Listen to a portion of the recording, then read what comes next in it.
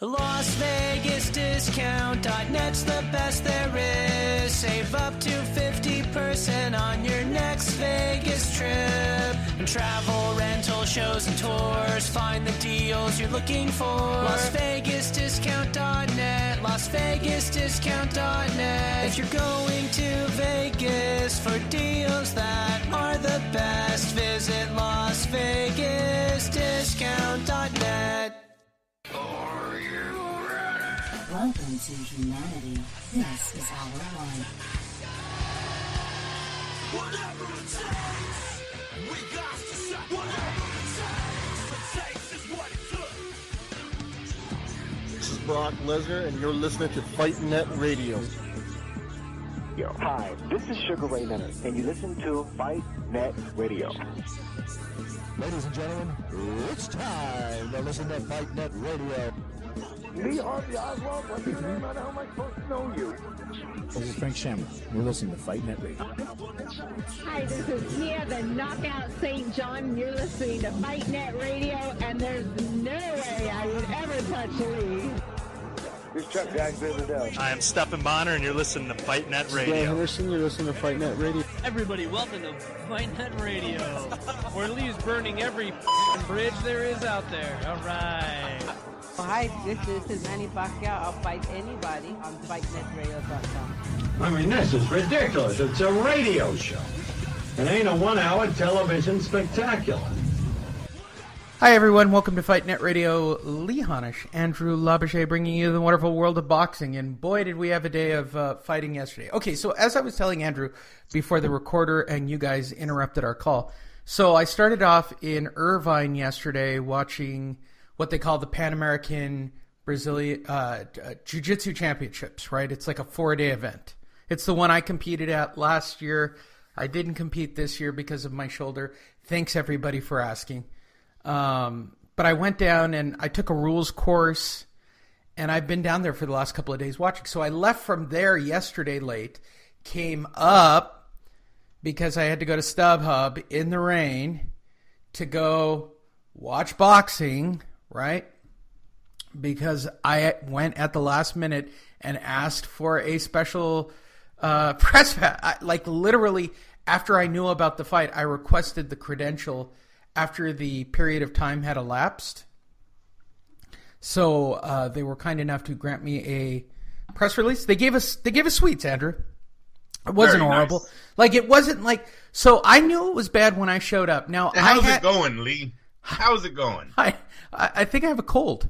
You bolted right into this one. Yeah, I did. Okay, so I gotta set the stage for all of you to understand how freaking remarkable last night was.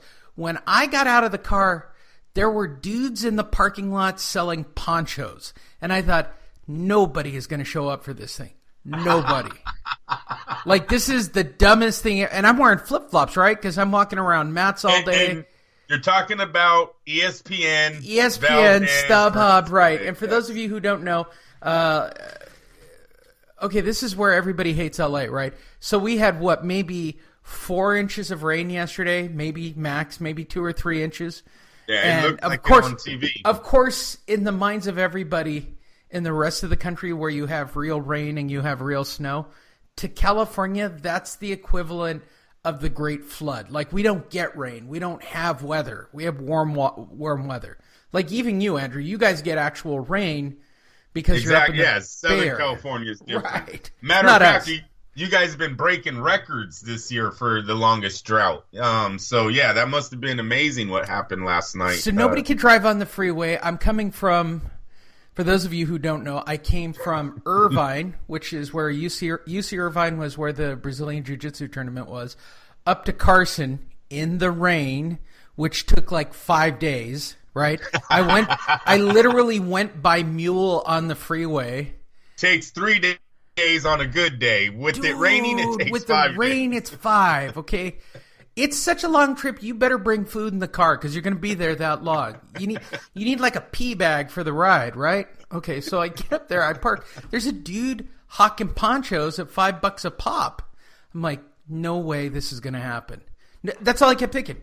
No way this is going to happen. Watch Michaela. Still nobody. And I look around the top. Now, for media, this is going to sound real snotty on my part. Media had 3 suites with little raised chairs, like little rows of chairs. That's good. That's nice. They gave the front tables to all the photographers, and then like the media, print media, like they gave us a dry place because they expected we were going to broadcast or record or do something. Right. So there were people who had table-only access, and all those people went up to the suite, too. I didn't get table because I requested so late, so I just had, like, overflow suite, which was cool anyway. But all around the outside of this place, they had put, like, tarp viewing stations, so you could basically sit up on top by the food trucks and stare down into the bowl. But the rain was so heavy, you literally couldn't see into the rain. Like that far away shot they show. Wow. Doesn't really do it justice for the amount of rain it was. And I remember telling, I forget who I told, somebody in the media or something. I don't know. I said, I guarantee it's going to be a good fight. Guarantee it. I guarantee it because there are people who are not coming to this fight because it's raining and they're just saying, screw it, right?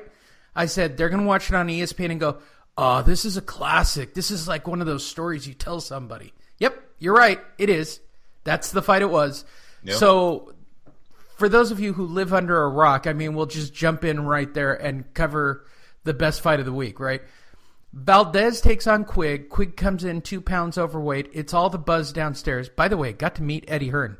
Did I mention that? Got to meet Eddie Hearn. I tried not to drool on him when I met him. You're so stupidly. I offered to blow the man, but he said, no. We have a fleet of women for that. And he waved me off. You know what else was going on at StubHub that was interesting? Believe it or not, there was a large English contingency that came in for this. Large. So I got to examine like real Latina presence and English presence. Now, I haven't seen that since you and I were at UNL, what was it, at the Thomas and Mack for, what's his name, right? When all those English chicks were running around. Ricky Hatton? Hatton, right? Yep. For those of you who wonder what's more important that was Ricky Hatton, Juan Arango, I think me and you went to. Yeah. Yeah. By the way, the reason I tell you all of that, the only thing better than watching fighting for anybody is knowing that you're going to get laid after fighting. Okay, that's the only thing better than watching fighting, is knowing that after you get all liquored up watching fighting, you got a hot chick to bang after the fight. That's all there is.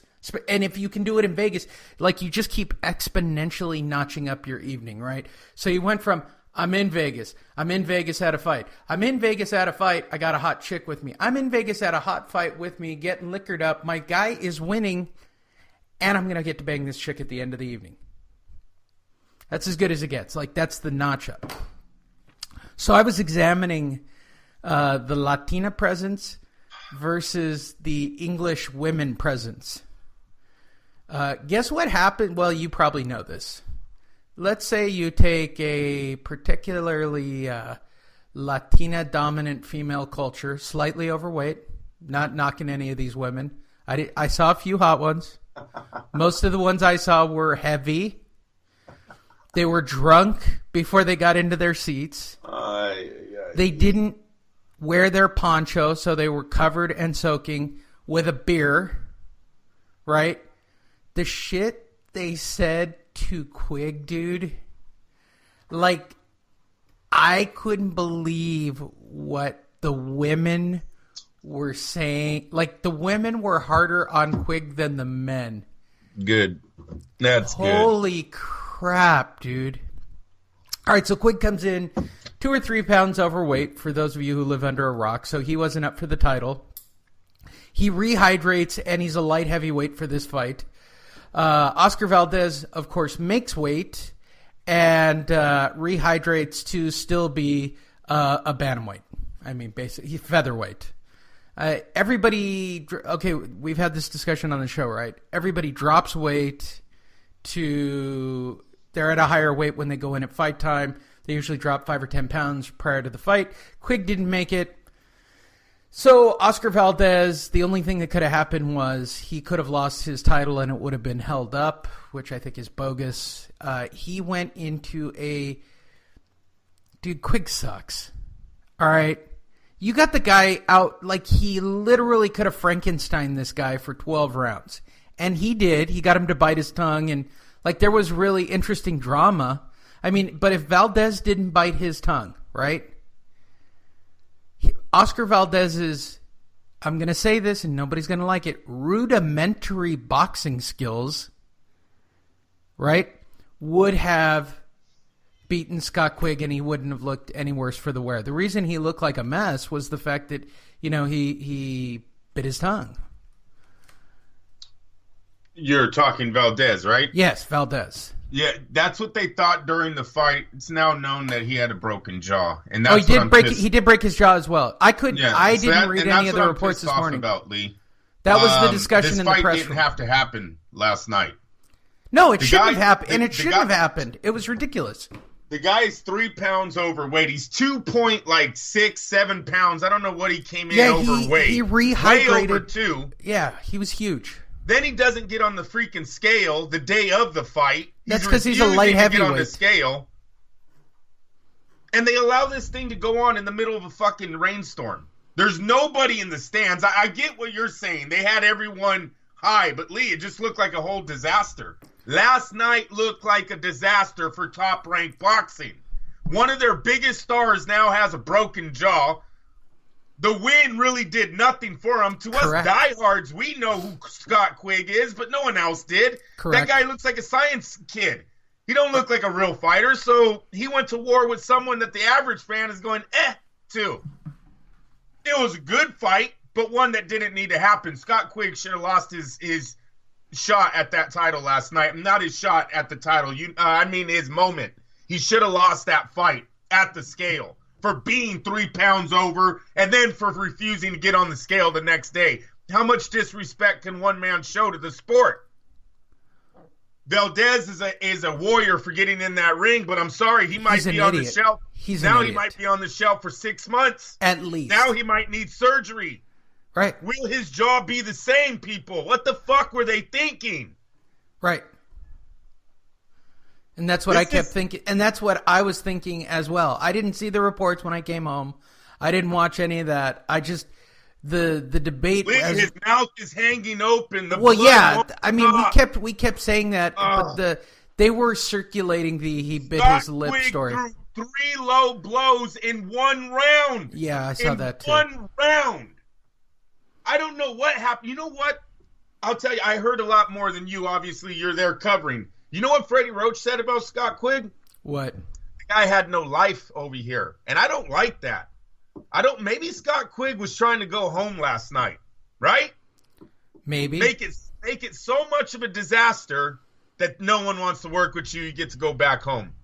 Right? I don't know if you could say, look, if you're his promoter or you're his, are you mad at Scott Quigg?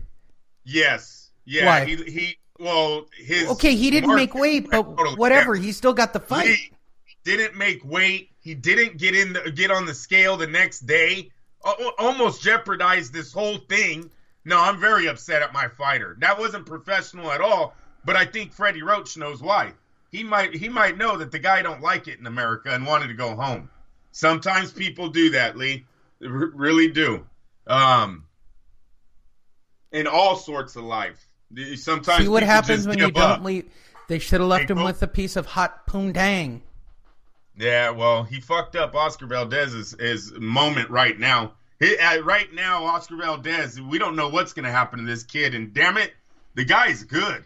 This guy is good. He's Oscar Valdez is okay. He's very good for his weight class. No, you're right. Flaws. Major flaws. Flaws. Yeah, Look, Scott Quigg is a big, slow, plodding thing. Timothy Bradley wanted to reach through that ropes and grab a... Yeah, we heard that. We had the TVs on in the room, and we were listening to it. First of all, we couldn't figure out what kind of team they cobbled together. It was like a running joke of why they could... It was literally, who can we find that's already down here to do the telecast? That's how hard up they were for people to do that telecast. And then what's the guy's name? Testosterone or whatever that dude. Yeah. I believe he lost